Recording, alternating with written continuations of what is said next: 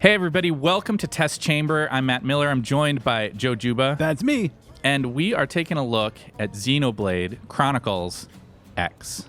Not to be confused with Xenoblade Chronicles on the Wii. That's right. This is Xenoblade Chronicles X, the new sci-fi RPG coming out on the Wii U. Much anticipated by the RPG crowd. A spiritual successor to some games that we quite like. Things like Xenosaga, Xenogears. So this is the same team that did Xenoblade Chronicles. Yes. But it's a different world, different cast, different story, all that stuff. Exactly. Okay. Where are we? This is boring. Yeah. So right now we are in the main city of NLA, also known as New Los Angeles. Okay. Can we do something? Yeah, we're gonna go out into the game world and start running around while we talk about some things. Okay. I see they don't see this on the screen. You're monkeying around with the gamepad. Is this like a map navigation thing? Yeah, there's a bunch of stuff that you do on your gamepad on the Wii U for this game, and it's pretty fun. There's a map. There's fast travel, which is great to have in a big open world JRPG like this. As you can see, it kind of hopped right in. And now we're out in this really awesome open world. It's gorgeous. There's all these crazy creatures. Whoa, okay. So this character you're controlling, yeah, this is a created character. That's right. So this is, you make one character, you make your main character, who is a survivor of of this sort of arc that leaves Earth. Earth gets blown up by these two warring alien species. And you head off into space and are wandering around for 2 years, and then the aliens catch up with you and shoot down your ship. And your little stasis pod gets separated from the ship, and you are not around as the new civilization is getting established in the first couple of months. Okay. But then they wake you up, they find you, and you wake you up, and you join this organization called Blade. That's basically like this military and exploration arm that's going to let people, discover their new world. Okay. Can you fight one of these big monsters? Yeah, we're going to go fight something. Not that guy, though, because he's level 22, and we're probably not quite ready for that yet. Okay. So let's go see if we can find something else. How about that one? Level 21. No, he's also trouble. Okay. Let's see what else we can find here. As we're running around here, you can see I've got a party with me, but I'm mostly going to control my main character. And one of my favorite parts of the game so far is the combat system. You have your art down along the bottom of the screen, not entirely unlike a hotbar in an MMO, but it's much more active than that. And we can kind of combo things together. So I'm actually doing different moves that are going to work well together when I can. Okay. I'm seeing a lot of knees and ankles right now. Yeah. So you have the ability to pan out the camera distance, which is nice. Ah, okay, that's way cooler. And you don't get as close of a view of the action, but you do get a better view of the big monsters. Yeah, which is nice. Now, man, it really looks like this thing should be beating you guys. I know. Well, we've leveled up at this point. Believe it or not, this is many hours into the game already.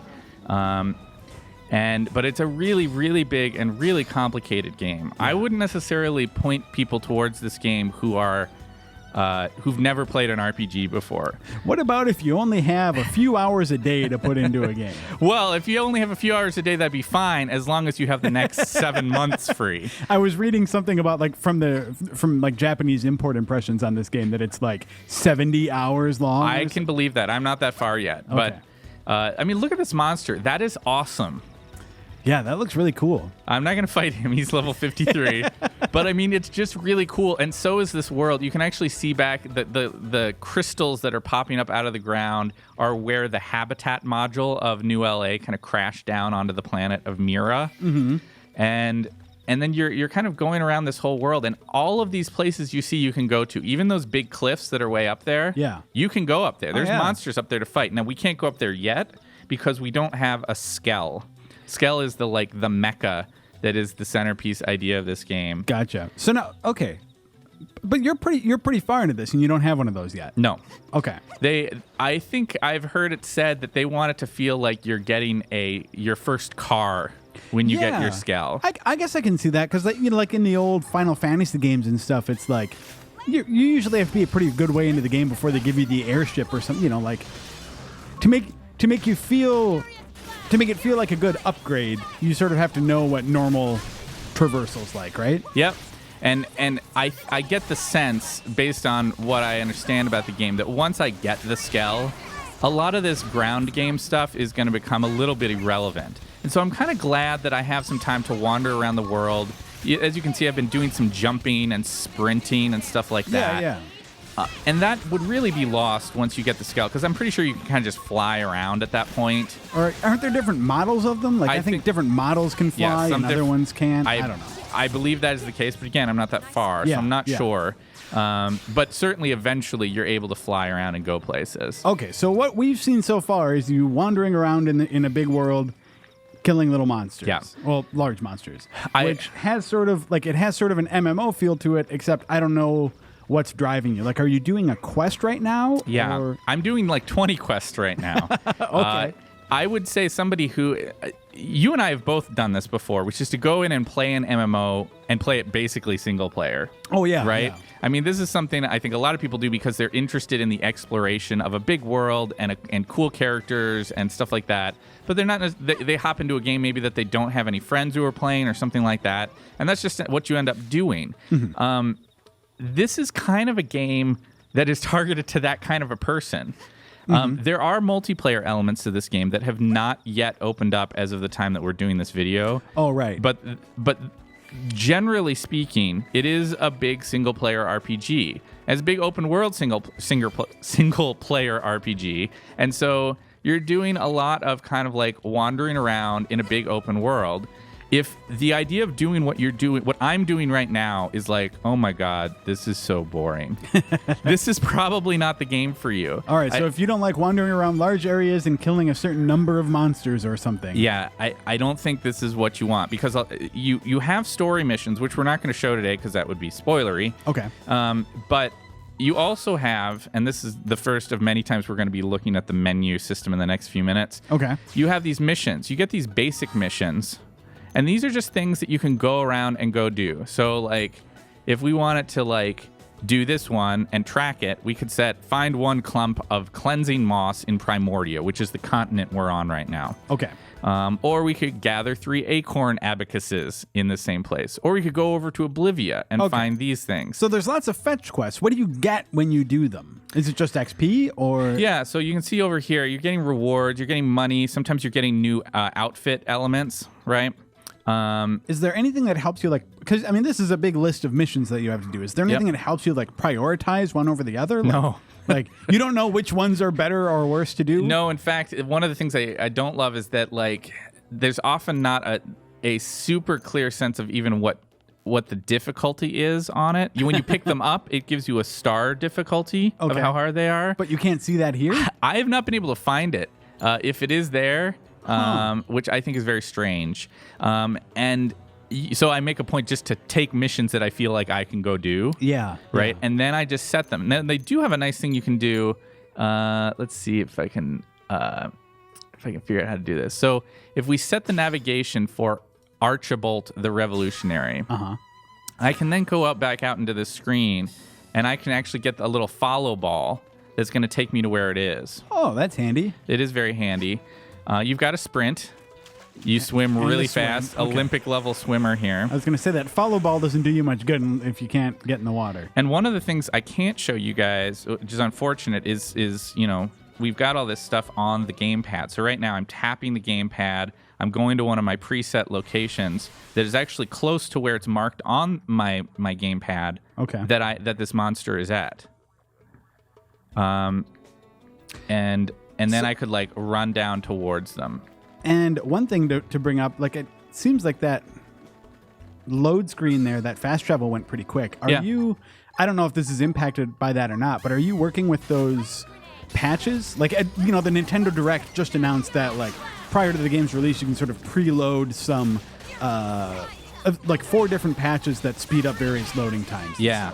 If you get the disc version of the game, one of the things you definitely want to do is download those patches, and they take a while. It's like 10 plus gigs of stuff. Yeah, because 4 patches, and they range from like 1.7 gig to like 3 something, I think. Yeah, there's some really big patches that you need to deal with.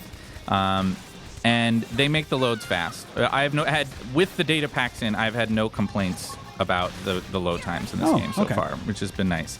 Okay. And so go ahead. I know this is sort of backtracking a little bit, but you've talked about combat as being a little fun. I'm having trouble figuring out like what exactly you're doing. Like how much of this is automatic? There are people shooting bullets, and there's like sword slashes going on. Like go fight that level 10 guy. I will.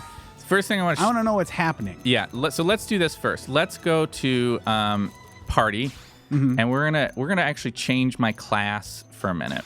This is a cool system that we've got where you start out as this drifter, you level up, and you get all these different powers.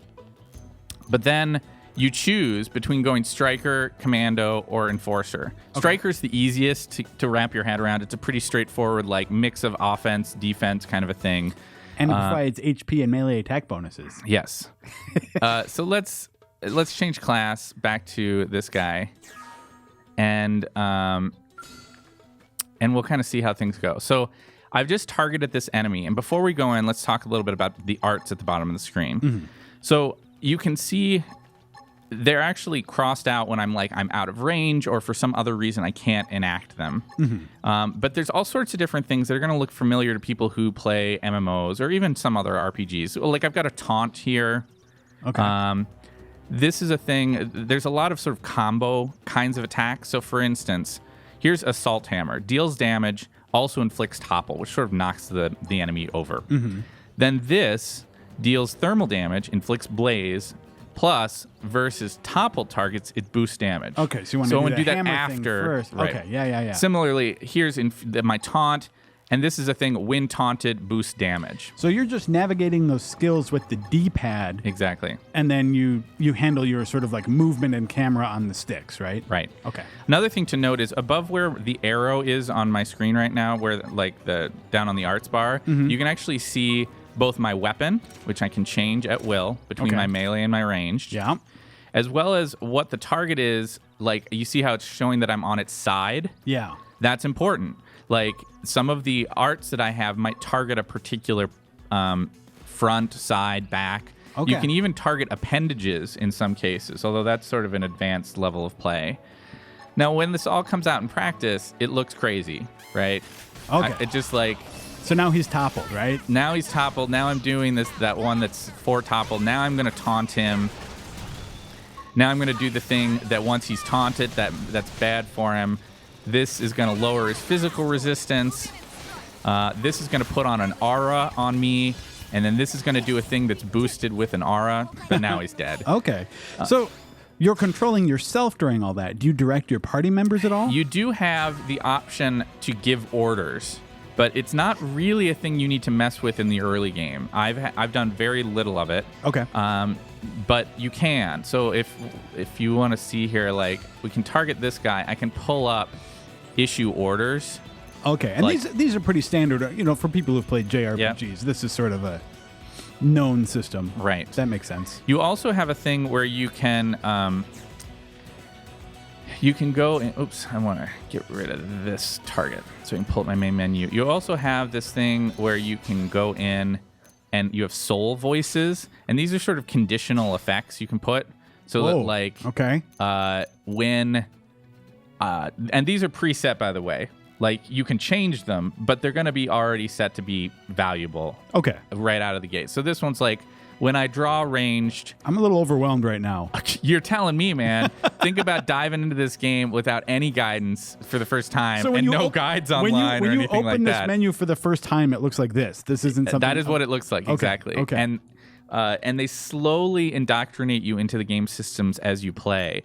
But again, we've talked about a couple things in this game that, like, if you're not into blank, this isn't the game for you. Yeah. If you're not into spending a lot of time looking at a menu and being like, okay, how do I want to change this thing so that, like, this is what it does. Yeah. When I draw range, do I want it to give plus 50 damage or give a +1 tier to buff arts? You can change all this stuff. Oh man, I loved it. I mean, this is one of my favorite things. You and I are both fans of Xenosaga. Yeah. Like, I loved all of the different like skill points and stuff, like the depth of the various systems in the first Xenosaga. Because I think we tend to see a lot of, I don't want to say dumbing down, but like, they try and make things much more accessible to the mainstream. Yes. Because JRPGs is sort of niche anyway these days, I think. Yeah. And I understand the desire to sort of like want to make them approachable, but man, I miss when they were like when they were good and complicated, and there was a lot of optimization that you could dig into, and that's really cool. The characters you bring with even have them, although you can't change them as near as I've been able to figure out. Yeah, but still, the characters you bring with affect it, right? Yeah, you bring a character that is going to boost your range damage in certain instances, and that's a good thing, right? For your own guy, you can actually put whatever you want. Okay. So you're changing classes, you're changing soul voices. You have all your arts, which you're setting. You're powering up all your arts for each of your characters. Nice. So like if I go in if here, there's that one skill that you really like, you can keep investing in it. And then when you get a new skill, there's that sense of trade-off of like, well, do I get rid of the old one that I've kind of powered up? Right. Or is that accurate? Yeah, exactly. So there's lots and lots of powers here. I don't have them all yet. Okay. Right. But you can set these different powers onto your little hotbar thing, and then power them up, and you can see what would happen if I press upgrade on this. It's going to tell me it's going to cost 12 BP to upgrade. The cooldown's going to improve, right? And that's going to be the main thing that happens with this particular upgrade. Let's do it. So we can do that, and there we are. Now that's a little bit. You can do this, by the way. Again, all your characters have this.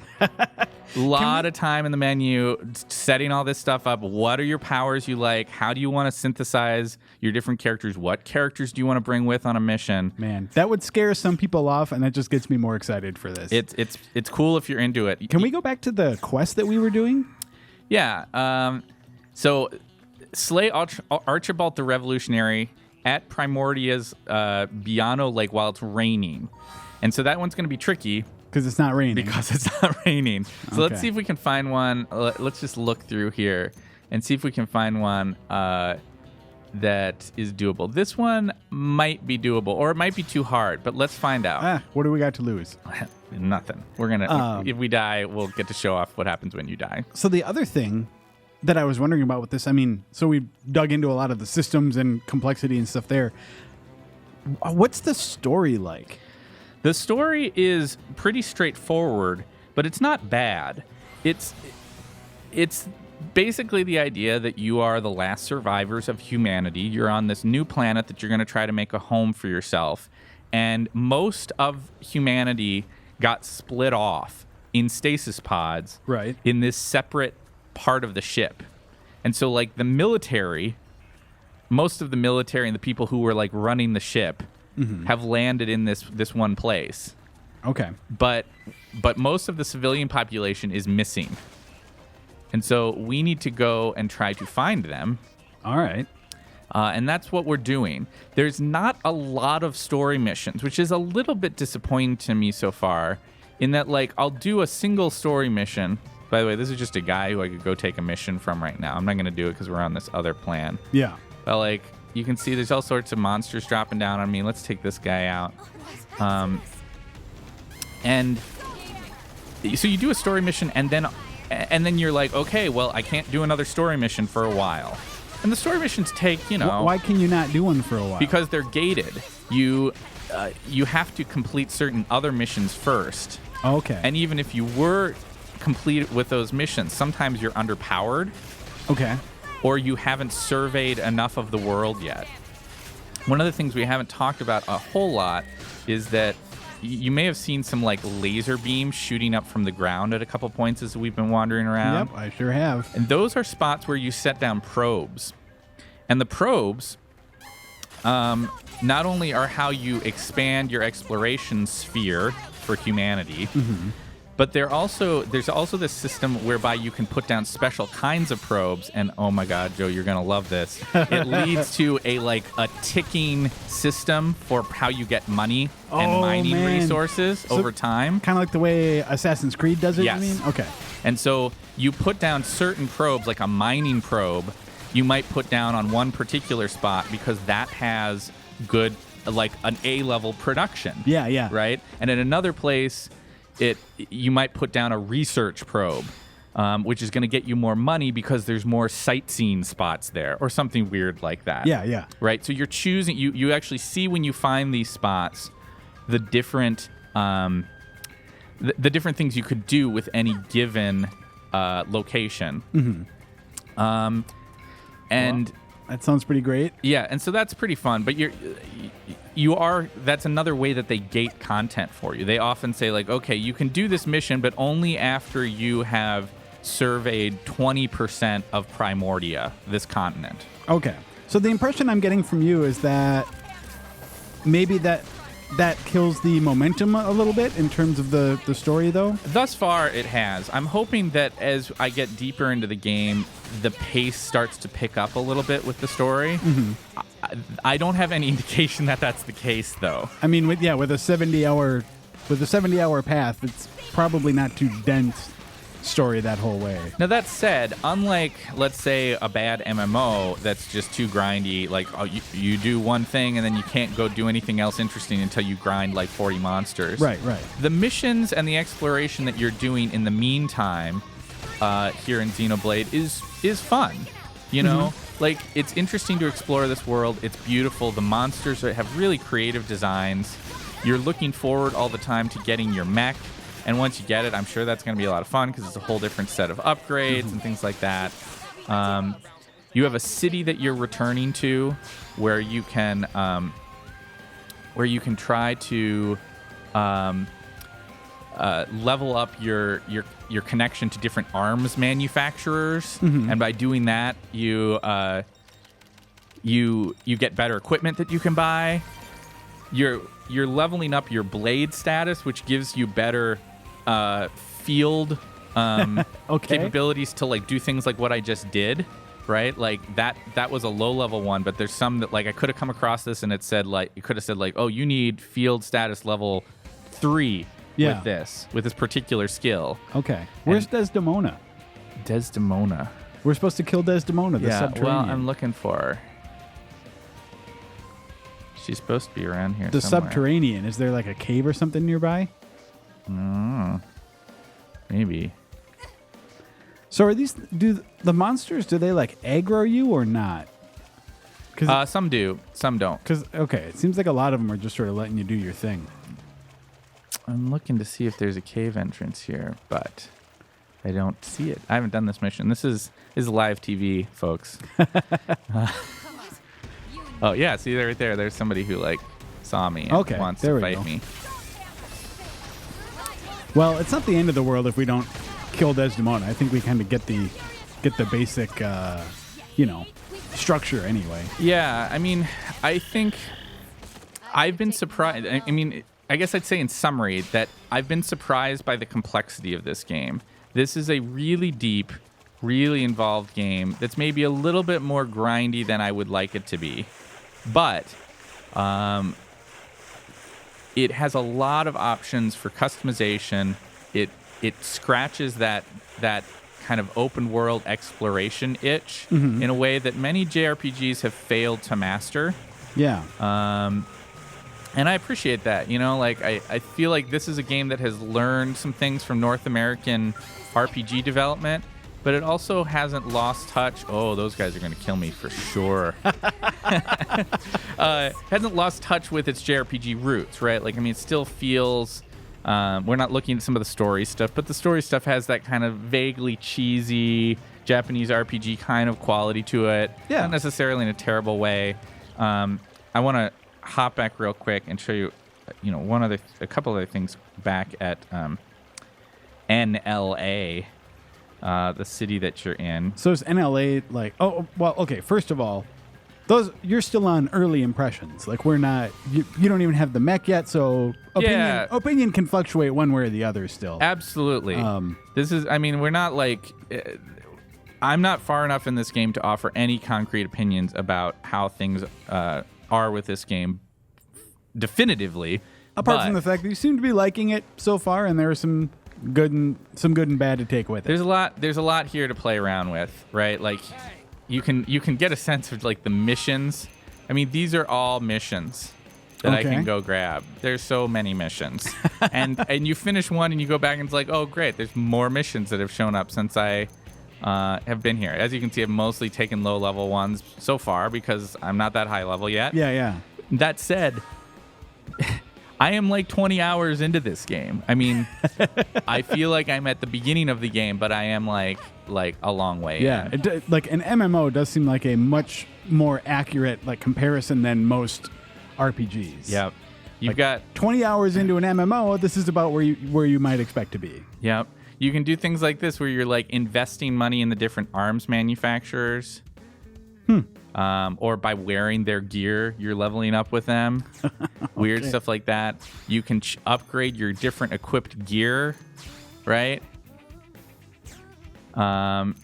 You can go through and develop new gear, which is a whole section of the game that I haven't even gotten to the point where I have enough stuff yet to start doing this. That seems like kind of high level swords and things like that. Interesting. So is this city like this is the hub for most of the game, or is it just like for this part of the world? Or this is the main hub for the game, as near as I can tell. This is kind of the main quarter that you spend time in. But just to give you a sense of the broader city, you have a commercial district that's down there. There's a industrial district, and there's a third area that's like the administrative district that we're in. There's a residential district. All right.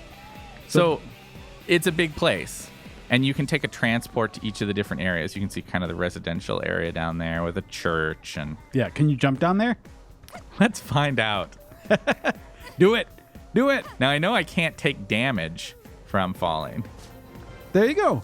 Residential district. I just discovered it.